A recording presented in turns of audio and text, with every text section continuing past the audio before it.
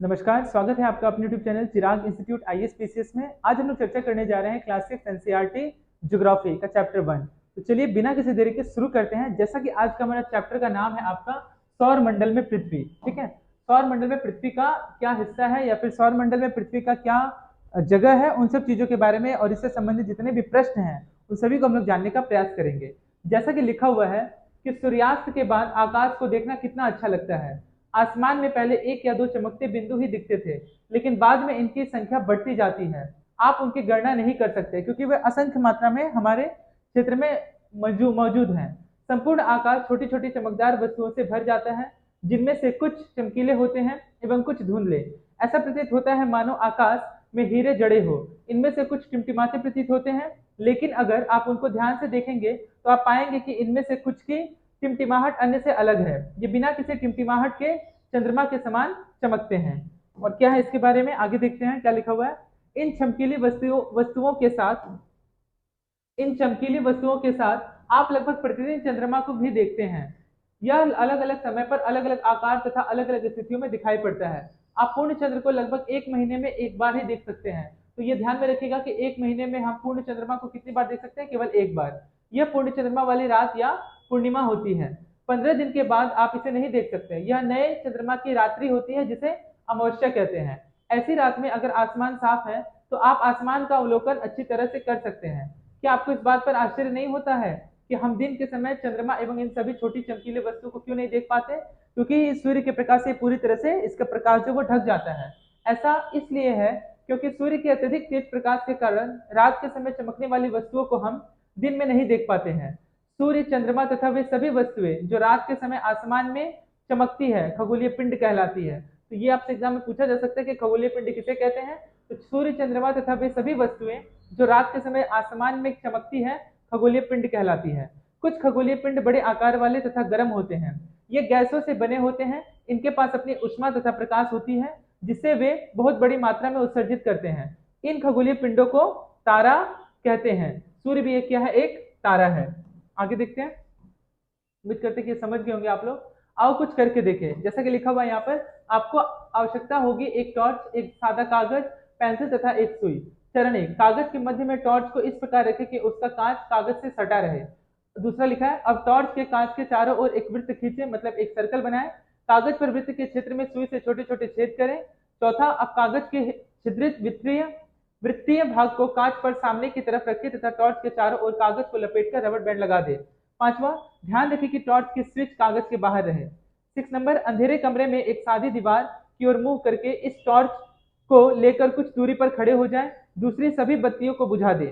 अब टॉर्च की रोशनी को दीवार पर डालें। इससे आप क्या देख पाएंगे कि आप दीवार पर प्रकाश के, ध्यान दीजिएगा, आप दीवार पर प्रकाश के अनेक छोटे छोटे बिंदुओं को देखेंगे, बिल्कुल वैसे ही जैसे रात के समय आसमान में तारे चमकते हैं या फिर टिमटिमाते हैं। अब कमरे की सभी बत्तियों को जला दें। प्रकाश के सभी बिंदु लगभग अदृश्य हो जाएंगे।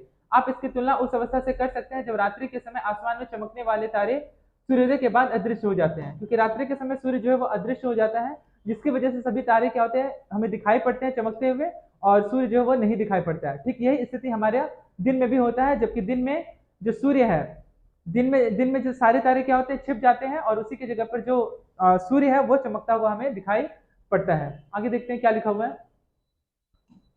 रात के समय चमकते हुए अनगिनत तारे, ध्यान दीजिएगा, रात के समय चमकते हुए अनगिनत तारे सूर्य के समान ही हैं, लेकिन हमसे बहुत अधिक दूर होने के कारण हम लोग उनकी उष्मा या प्रकाश को महसूस नहीं करते हैं तथा वे अत्यंत छोटे दिखाई पड़ते हैं। आपने अवश्य ध्यान दिया होगा कि कुछ दूरी पर से देखने पर सभी वस्तुएं छोटी दिखाई पड़ती है।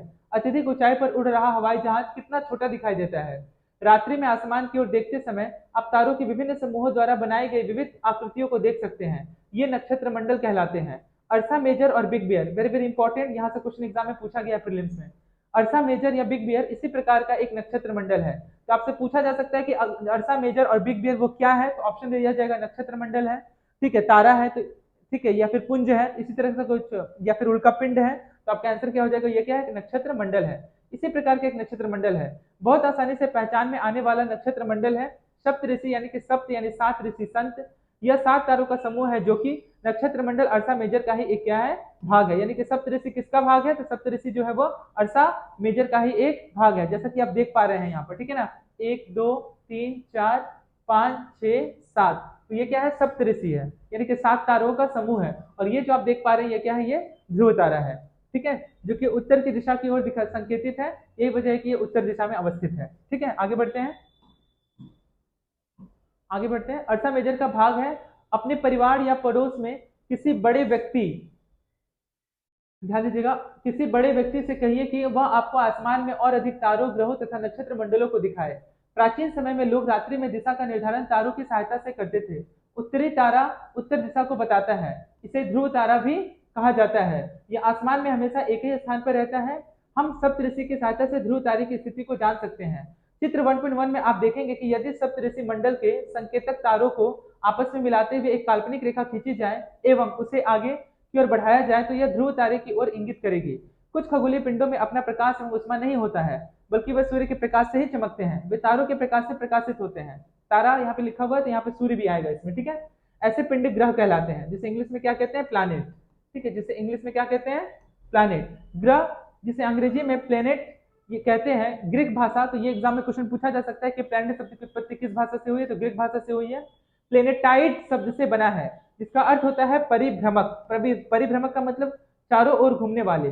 पृथ्वी जिस पर हम रहते हैं एक ग्रह है। यह अपना संपूर्ण प्रकाश एवं ऊष्मा सूर्य से प्राप्त करती है, जो पृथ्वी के सबसे नजदीक का तारा है। आगे बढ़ते हैं। पृथ्वी को बहुत अधिक दूरी से, जैसे चंद्रमा से देखने पर यह चंद्रमा की तरह चमकती हुई प्रतीत होगी। ठीक है, ये देख रहे हैं जैसा कि सप्तऋषि एवं ध्रुव तारा, ये मैंने चर्चा कर दिया ऑलरेडी। कुछ रोचक तथ्य के बारे में यहाँ पे लिखा गया है, यहाँ से भी प्रश्न एग्जाम में आते हैं कि बृहस्पति, शनि तथा यूरेनस के चारों ओर छल्ले हैं। तो एग्जाम में पूछा जा सकता है कि ऐसे कौन कितने ग्रह हैं जिसके चारों ओर छल्ले हैं। इसका आंसर हो जाएगा बृहस्पति, शनि और यूरेनस। ये छल्ले विभिन्न पदार्थों के असंख्य छोटे छोटे पिंडों से बनी पट्टियां हैं। पृथ्वी से इन छल्लों को शक्तिशाली दूरबीन की सहायता से देखा जा सकता है। ध्यान दीजिएगा, बृहस्पति, शनि और यूरेनस के चारों तरफ क्या है, छल्ले हैं, एक आकृति बनी हुई है। आगे बढ़ते हैं। जो छल्ले के बारे में लिखा हुआ था ना, वो छल्ला क्या है मैं आपको दिखाना चाहूंगा। ठीक है, वो ये वाला छल्ला के बारे में बात किया जा रहा है। ये जो है ना, ये वाला हिस्सा, ठीक है, ये वाला जो हिस्सा है इसी के बारे में बात किया जा रहा है। ठीक है, ये वाला जो हिस्सा, बृहस्पति, शनि और यूरेनस के चारों तरफ क्या है, छल्ले हैं। ठीक है, उम्मीद करता हूँ कि आप समझ गए होंगे। ठीक है, जैसा कि लिखा है, सूर्य के सबसे नजदीक का ग्रह है वो है आपका बुध। बुध के बाद है आपका शुक्र। शुक्र के बाद है आपका पृथ्वी। ठीक है, पृथ्वी के बाद है आपका मंगल। ठीक है, मंगल के बाद मंगल और बृहस्पति के बीच में क्या है, क्षुद्र ग्रह है। ठीक है, ये जो क्षुद्र ग्रह है आपसे एग्जाम में पूछा जा सकता है कि किन दो ग्रहों के बीच में क्षुद्र ग्रह है, तो मंगल और बृहस्पति के बीच में क्या है, क्षुद्र ग्रह है। उसके बाद आपका यूरेनस, नेपच्यून, शनि, फिर यूरेनस, फिर नेपच्यून, फिर प्लूटो। प्लूटो को प्लैनेट से हटा दिया गया, उसे ड्वार्फ प्लैनेट यानी कि बौना ग्रह से उसे संबोधित किया गया। यह भी आप ध्यान में रखेंगे। ठीक है, आगे बढ़ते हैं। उम्मीद करता हूँ कि क्लियर हुआ होगा। यहाँ से भी कुछ प्रश्न हैं जो एग्जाम में पूछे जाते हैं, ध्यान दीजिएगा, वेरी वेरी इंपॉर्टेंट है यह। ठीक है, क्या है एक बार पढ़ देते हैं हम लोग। ठीक है, क्या है कि बुध के बारे में क्या लिखा हुआ है कि सूर्य के चारों ओर एक परिक्रमण करने में से 88 दिन का समय लगता है और अपने अक्ष पर घूमने में से 59 दिन का समय लगता है। तो एग्जाम में पूछा जा सकता है कि बुध को पूरे सूर्य की परिक्रमा करने में कितने दिन का समय लगता है, तो 88 दिन का समय लगता है, 88 डेज। उसके बाद है आपका शुक्र, सूर्य के चारों ओर एक परिक्रमण यानी कि परिक्रमण करने में से 255 दिन का समय लगता है और अपने अक्ष पर घूमने में से 243 दिन का समय लगता है। अगला है पृथ्वी, सूर्य के चारों ओर एक परिक्रमण करने में से 365 दिन लगता है, अपने अक्ष पर घूमने में से घूर्णन में से 1 दिन का समय लगता है, यानी 24 घंटे। यही वजह की 24 घंटे की वजह से ही ये अपने अक्ष पर पूरे 24 घंटे में घूमने की वजह से दिन और रात होते हैं। ठीक है, 12 घंटे का दिन और 12 घंटे का रात होता है। चंद्रमा की संख्या यानी कि 1 है।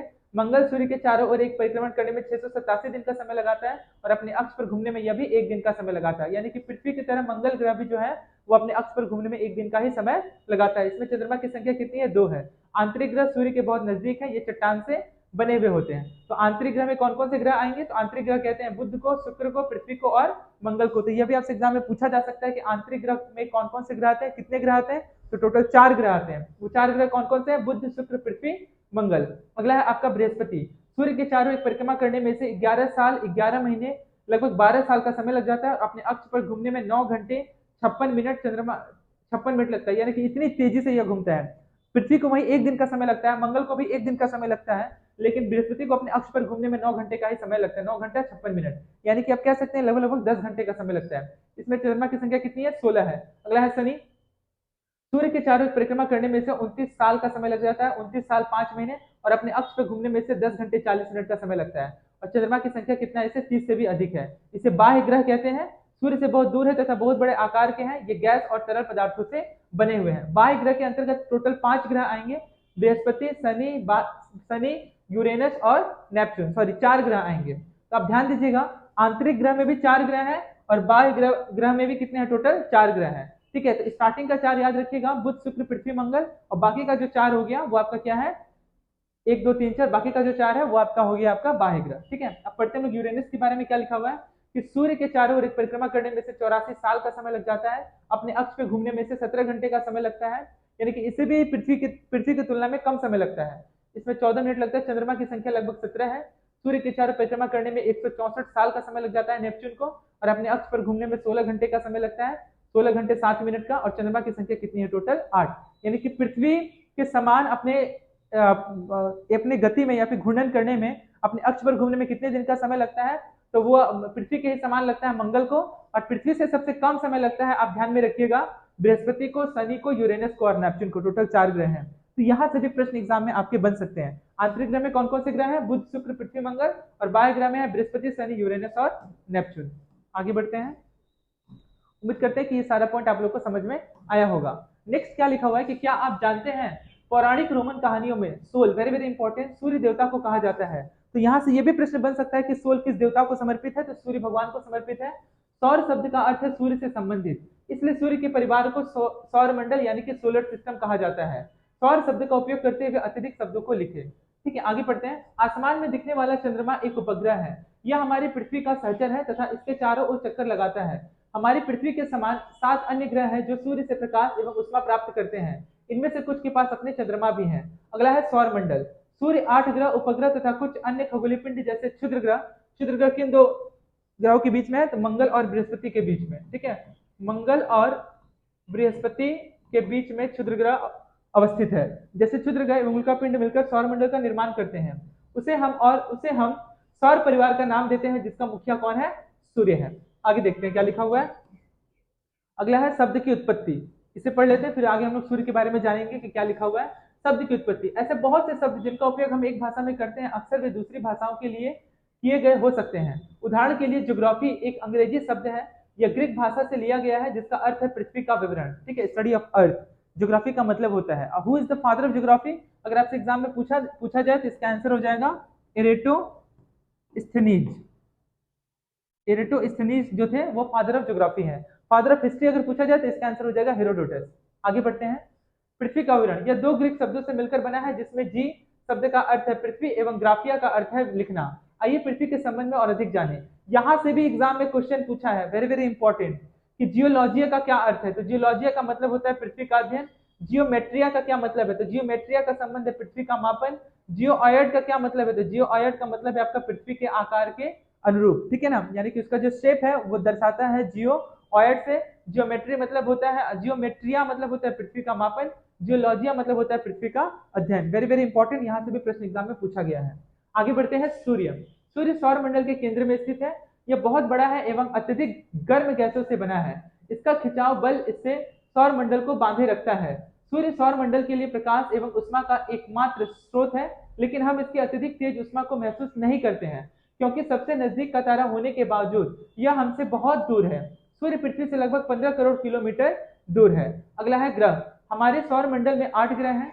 सूर्य से दूरी के अनुसार वे है बुध, फिर उसके बाद शुक्र, फिर पृथ्वी, फिर मंगल जो कि आंतरिक ग्रह है, बृहस्पति, शनि, यूरेनस, नेपच्यून जो कि बाह्य ग्रह है। सूर्य से उनकी दूरी के अनुसार अंग्रेजी में ग्रहों के नाम याद रखने का एक आसान तरीका है, my very efficient mother just serve us nuts. ठीक है ना, तो यहाँ पे एम से हो गया आपका मर्क्यूरी, वेनस, अर्थ, मार्स, जुपिटर, सैटर्न, यूरेनस और नेपच्यून। आगे बढ़ते हैं। आगे है सौर मंडल के सभी 8 ग्रह एक निश्चित पथ पर सूर्य का चक्कर लगाते हैं। ये रास्ते दीर्घवृत्ताकार में फैले हुए हैं, ये कक्षा कहलाते हैं। बुध सूर्य के सबसे नजदीक है। अपनी कक्षा में सूर्य के चारों ओर एक चक्कर लगाने में इसे केवल 88 दिन का ही समय लगता है। सूर्य शुक्र को पृथ्वी का जुड़वा ग्रह माना जाता है। ठीक है, ट्विन स्टार कहा जाता है, क्योंकि इसका आकार एवं आकृति लगभग पृथ्वी के ही समान है। अभी तक प्लूटो भी एक ग्रह माना जाता था, परंतु अंतरराष्ट्रीय खगोलीय संगठन अपनी बैठक अगर 2006 में यह निर्णय लिया कि कुछ समय पहले खोजे गए अन्य खगोलीय पिंड जैसे कि 2003 UB 313, सीरस तथा प्लूटो बौने ग्रह कहे जा सकते हैं। इसलिए इन ग्रहों को ग्रह नहीं कह करके तो बौने ग्रह की उपाधि से संबोधित किया गया है। अगला है आपका पृथ्वी, वेरी वेरी इंपॉर्टेंट। लेकिन हम जानते हैं कुछ इंपॉर्टेंट तथ्य। प्रकाश की गति लगभग 3 लाख किलोमीटर प्रति सेकंड है। इस गति के बावजूद सूर्य के प्रकाश को पृथ्वी तक पहुंचने में केवल 8 मिनट का ही समय लगता है। यानी कि सूर्य के प्रकाश को पृथ्वी पर पहुंचने में सिर्फ और सिर्फ 8 मिनट का ही समय लगता है। ठीक है, ध्यान दीजिएगा। अगर आपसे एग्जाम में अगर ऐसे दिया हो 480 सेकेंड, तो इसका भी आंसर ये सही होगा। ठीक है ना, आप गलत मत कर दीजिएगा, क्योंकि हो सकता है कि एग्जाम में मिनट की जगह में क्या दिया हो, सेकंड दिया हो। तो इससे घबराने वाली बात नहीं है। आगे, पृथ्वी। सूर्य से दूरी के हिसाब से पृथ्वी तीसरा ग्रह है। आकार में यह पांचवा सबसे बड़ा ग्रह है। Very very important. सूर्य से दूरी के हिसाब से यह तीसरा ग्रह है और आकार में यह पांचवा ग्रह है। तो यह भी आपसे एग्जाम में प्रश्न पूछा जा सकता है। यह ध्रुवों के पास थोड़ी चपटी है। यही कारण है कि इसके आकार को भूआब कहा जाता है। भूआब का अर्थ है पृथ्वी के समान के आकार। जीवन के लिए अनुकूल परिस्थितियां संभवतः केवल पृथ्वी पर ही पाई जाती हैं। पृथ्वी न तो अत्यधिक गर्म है और न ही अधिक ठंडी है। यहाँ पानी एवं वायु उपस्थित है जो हमारे जीवन के लिए आवश्यक है। वायु में जीवन के लिए आवश्यक गैस जैसे कि ऑक्सीजन मौजूद है। इन्हीं कारणों से पृथ्वी सौरमंडल का सबसे अद्भुत ग्रह है, क्योंकि इसमें मनुष्य जो है निवास करता है। अंतरिक्ष से देखने पर पृथ्वी नीले रंग की दिखाई पड़ती है। यही वजह है कि इसे ब्लू प्लैनेट भी कहा जाता है, क्योंकि इसकी 2/3 सतह पानी से ढकी हुई है। इसलिए इसे नीला ग्रह यानी कि ब्लू प्लैनेट यानी कि नीला ग्रह कहा जाता है। आगे बढ़ते हैं हम लोग। ये भी कुछ रोचक तथ्य है, ये भी देख लेते हैं कि नील आर्मस्ट्रांग पहले व्यक्ति थे जिन्होंने 21 जुलाई 1969 को सबसे पहले चंद्रमा की सतह पर कदम रखा। वेरी वेरी इंपॉर्टेंट यह डेट, क्योंकि डेट भी एग्जाम में पूछा जाता है। ठीक है, कि नील आर्मस्ट्रांग ने पृथ्वी चंद्रमा की सतह पर सबसे पहले कदम कब रखा, तो यह एग्जाम में पूछा जाएगा। तो इसका आंसर हो जाएगा 21 जुलाई 1969 को। Very very important. ठीक है, आगे बढ़ते हैं हम लोग। अब जानने का हम लोग प्रयास करते हैं चंद्रमा के बारे में। ठीक है, ध्यान दीजिएगा। चंद्रमा, हमारी पृथ्वी के पास केवल एक उपग्रह है, चंद्रमा। इसका व्यास पृथ्वी के व्यास का केवल 1/4 है। यह इतना बड़ा इसलिए प्रतीत होता है क्योंकि यह हमारे ग्रह से अन्य खगोलीय पिंडों की अपेक्षा नजदीक है। यह हमसे लगभग 3,84,400 किलोमीटर दूर है। यह भी आंकड़ा पूछा जाता है, ध्यान रखिएगा। और पृथ्वी जो है सूर्य से कितना दूर है, 15 करोड़ किलोमीटर। अब आप पृथ्वी से सूर्य एवं चंद्रमा की दूरी की तुलना कर सकते हैं। यह अंतरिक्ष से लिया गया चंद्रमा का क्या है, एक चित्र है। ठीक है, आगे बढ़ते हैं।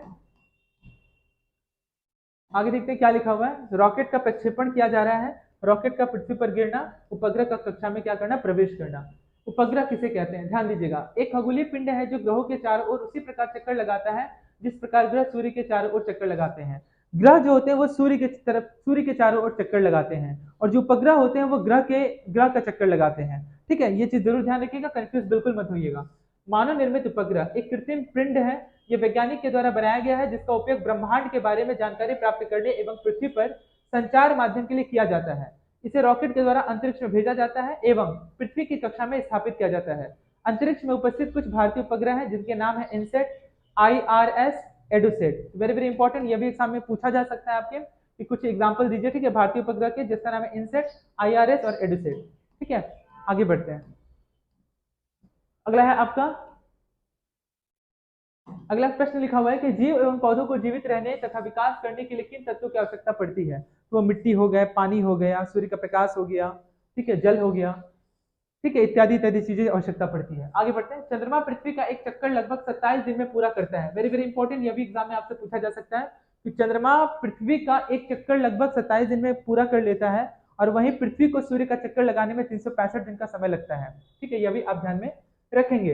लगभग इतने ही समय में यह अपने अक्ष पर एक चक्कर भी पूरा करता है। पृथ्वी जो है उसको अपने अक्ष पर घूमने में 24 घंटे का समय लगता है, लेकिन चंद्रमा को अपने अक्ष पर घूमने में 27 दिन का ही समय लगता है, और पृथ्वी का पूरा चक्कर लगाने में भी उसे 27 दिन का ही समय लगता है। आगे बढ़ते हैं। इसके परिणाम स्वरूप पृथ्वी से हमें चंद्रमा का केवल एक ही भाग दिखाई पड़ता है। चंद्रमा की परिस्थितियां जीवन के लिए अनुकूल नहीं है। यहाँ न पानी है और न वायु। इसकी सतह पर पर्वत, मैदान एवं गड्ढे हैं जो चंद्रमा की सतह पर छाया बनाते हैं। पूर्णिमा के दिन चंद्रमा पर इनकी छाया को देखा जा सकता है। अब आ गया आपका क्षुद्र ग्रह, ठीक है, एस्ट्रॉयड जिसे कहते हैं, जो किन दो ग्रहों के बीच में पाया जाता है, मंगल और बृहस्पति। तारों, ग्रहों एवं उपग्रहों के अतिरिक्त असंख्य छोटे पिंड भी सूर्य के चारों ओर चक्कर लगाते हैं। इन पिंडों को क्षुद्र ग्रह कहते हैं। ये मंगल एवं बृहस्पति की कक्षा के बीच पाए जाते हैं। जैसा कि मैंने बताया, वैज्ञानिकों के अनुसार क्षुद्र ग्रह ग्रह के ही भाग होते हैं जो कि बहुत वर्ष पहले विस्फोट के बाद ग्रहों से टूटकर अलग हुए होते हैं। अगला है आपका उल्का पिंड। क्या लिखा हुआ है उल्का पिंड के बारे में। कि सूर्य के चारों ओर चक्कर लगाने वाले पत्थरों के छोटे छोटे टुकड़ों को उल्कापिंड कहते हैं। कभी कभी ये उल्कापिंड पृथ्वी के इतने नजदीक आ जाते हैं कि इनकी प्रवृत्ति पृथ्वी पर गिरने की होती है। इस प्रक्रिया के दौरान वायु के साथ घर्षण होने के कारण ये गर्म होकर जल जाते हैं, फलस्वरूप चमकदार प्रकाश उत्पन्न होता है। कभी कभी कोई उल्कापिंड तरह जले बिना पृथ्वी पर गिरती है, जिससे धरातल पर गड्ढे बन जाते हैं। इसी का एक उदाहरण है आपका लोनार झील, जो कि महाराष्ट्र में अवस्थित है। ठीक है, लोनार लेक, जिसका कोरोना में जो पानी है वो पिंक हो गया था। ठीक है, ये भी ध्यान में रखिएगा। ठीक है, लोनार झील, ठीक है, जो कि उल्कापिंड के गिरने की वजह से ही इसका निर्माण हुआ है, जो कि महाराष्ट्र राज्य में अवस्थित है। क्या आप तारों वाले खुले आकाश में एक ओर से दूसरी ओर तक फैली चौड़ी सफेद पट्टी की तरह एक चमकदार रास्ते को देखा है? ये लाखों तारों का समूह है। यह पट्टी आकाश गंगा यानी कि मिल्की वे है। ठीक है, जैसा कि आप इस चित्र में देख पा रहे हैं। ठीक है, हमारा सौरमंडल इस आकाश गंगा का एक भाग है। प्राचीन भारत में इसकी कल्पना आकाश में प्रकाश की एक बहती नदी से की गई थी। इस प्रकार इसका नाम आकाश गंगा पड़ा था। आकाश गंगा करोड़ों तारों, बादलों तथा गैसों की एक प्रणाली है। इस प्रकार की लाखों आकाश गंगाएं मिलकर क्या करती है? ब्रह्मांड का निर्माण करती है। ब्रह्मांड की विशालता की कल्पना करना अत्यधिक कठिन है। वैज्ञानिक अभी भी इसके बारे में अधिक से अधिक जानकारी एकत्र करने में जुटे हुए हैं। इसके आकार के संबंध में हमें कोई जानकारी नहीं है, लेकिन फिर भी हम जानते हैं कि हम सभी इसी ब्रह्मांड का क्या है? एक छोटा सा हिस्सा है। ठीक है, उम्मीद करते हैं कि चैप्टर आप लोग को पूरी अच्छी तरह से समझ में आया होगा। ठीक है, हम लोग थोड़ा सा प्रश्नोत्तर की तरफ आगे बढ़ जाते हैं और इसे समझने का प्रयास करते हैं। जैसा कि लिखा है कि ग्रह और तारे में क्या अंतर है? ग्रह में अपना प्रकाश नहीं होता, बल्कि तारे में अपना प्रकाश होता है। सौरमंडल से आप क्या कहते हैं, क्या समझते हैं? तो सौरमंडल में तमाम 8 ग्रह सम्मिलित होते हैं और उनके उपग्रह भी शामिल होते हैं, और सूर्य जो होता है इसका मुखिया होता है। सूर्य से उनकी दूरी के अनुसार सभी ग्रहों के नाम लिखिए। ठीक है, तो सबसे पहले बुध, फिर शुक्र, फिर पृथ्वी, फिर मंगल, फिर बृहस्पति, शनि, यूरेनस, नेपच्यून। ठीक है, पृथ्वी को अद्भुत ग्रह इसलिए कहा जाता है क्योंकि पृथ्वी पर जीवन है। ठीक है, यहाँ पे जीवन यापन या फिर जीवन जिंदगी बसर करने के लिए सभी तमाम चीजें उपलब्ध है जो होनी चाहिए। हम हमेशा चंद्रमा को एक ही भाग को क्यों देख पाते हैं? हम चंद्रमा के हमेशा एक ही भाग को इसलिए देख पाते हैं क्योंकि चंद्रमा को अपने अक्ष पर घूमने में भी 27 दिन का समय लगता है, और पृथ्वी का चक्कर लगाने में भी उसे 27 दिन का ही समय लगता है। यही वजह है कि और पृथ्वी को एक दिन ही लगता है अपने अक्ष पर घूमने में, यानी 24 घंटे का समय लगता है, जिसकी वजह से उसके आधे भाग में दिन और आधे भाग में रात होता है। इसलिए यही वजह है कि उसके हम केवल आधे भाग को ही देख पाते हैं। ब्रह्मांड क्या है? ब्रह्मांड जो कई आकाश गंगा मिलकर के ब्रह्मांड का निर्माण होता है। आगे प्रश्न है कि किस ग्रह को पृथ्वी के जुड़ा ग्रह के नाम से जाना जाता है? तो शुक्र ग्रह को पृथ्वी के जुड़ा ग्रह के नाम से जाना जाता है। सूर्य से तीसरा सबसे नजदीक ग्रह कौन सा है? तो सूर्य से सबसे तीसरा बोला है तो आंसर हो जाएगा पृथ्वी। सूर्य से सबसे नजदीक ग्रह पूछा जाएगा तब इसका आंसर हो जाएगा बुध। ध्यान रखिएगा, दोनों में कंफ्यूज बिल्कुल मत होइएगा। आगे बढ़ते हैं, अगला प्रश्न है प्रश्न नंबर 3 है आपका। ठीक है, प्रश्न नंबर 3 क्या लिखा हुआ है कि सभी ग्रह सूर्य के चारों ओर किस प्रकार के पथ पर चक्कर लगाते हैं? तो वो दीर्घवृत्ताकार पथ पर चक्कर लगाते हैं, इस तरह से चक्कर लगाते हैं, है ना, इस तरह से। ध्यान दीजिएगा, इसे ही दीर्घवृत्ताकार कहते हैं। ध्रुव तारे से किस दिशा का ज्ञान होता है? तो उत्तर दिशा का ज्ञान होता है। शुद्ध ग्रह किन कक्षाओं के बीच पाए जाते हैं? तो मंगल और बृहस्पति के बीच में यह पाया जाता है। अगला है आपका, का समूह विभिन्न प्रतिरूपों का निर्माण करता है, उसे क्या कहते हैं? तो तारों का जो समूह है, ध्यान दीजिएगा, यहाँ पे आंसर क्या होगा? तारों का एक समूह जो विभिन्न प्रतिरूपों का निर्माण करता है उसे तारा मंडल कहते हैं। उसे तारा मंडल कहते हैं। तारों की एक बहुत बड़ी प्रणाली को आकाश गंगा कहा जाता है। इसका उत्तर क्या हो जाएगा आपका? आकाश गंगा। ठीक है, अगला है कि पृथ्वी के सबसे करीब है, तो पृथ्वी के सबसे करीब है आपका चंद्रमा। यहाँ पे आंसर हो जाएगा आपका चंद्रमा जो है वो पृथ्वी के सबसे करीब है। अगला है सूर्य से तीसरा सबसे नजदीक ग्रह कौन सा है? तो इसका आंसर हो जाएगा आपका पृथ्वी। अगला है, ग्रहों के पास अपनी उष्मा तथा प्रकाश नहीं होती है, ना ही उसमें उष्मा होता है और ना ही अपनी प्रकाश होती है, बल्कि वह सूर्य के प्रकाश से ही क्या होते हैं? चमकते हैं। उष्मा तथा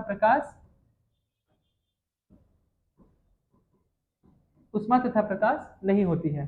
तो इस प्रकार से हम लोगों ने इस चैप्टर से संबंधित जो प्रश्न थे उन सभी प्रश्नों को भी हम लोगों ने डिस्कस कर लिया। उम्मीद करता हूं कि ये चैप्टर आप लोग को एकदम अच्छे से समझ में आया होगा। वापस से एक बार रिपीट कर लेते हैं। ठीक है, वापस एक बार रिपीट कर लेते हैं, प्रश्न उत्तर देख लेते हैं। जैसा कि लिखा है, किस ग्रह को पृथ्वी का जुड़वा ग्रह के नाम से जाना जाता है? तो आंसर हो जाएगा शुक्र। सूर्य से तीसरा सबसे नजदीक ग्रह कौन सा है? तो वो है आपका पृथ्वी। अगला है, सभी ग्रह सूर्य के चारों ओर किस प्रकार के पथ पर चक्कर लगाते हैं? तो दीर्घवृत्ताकार।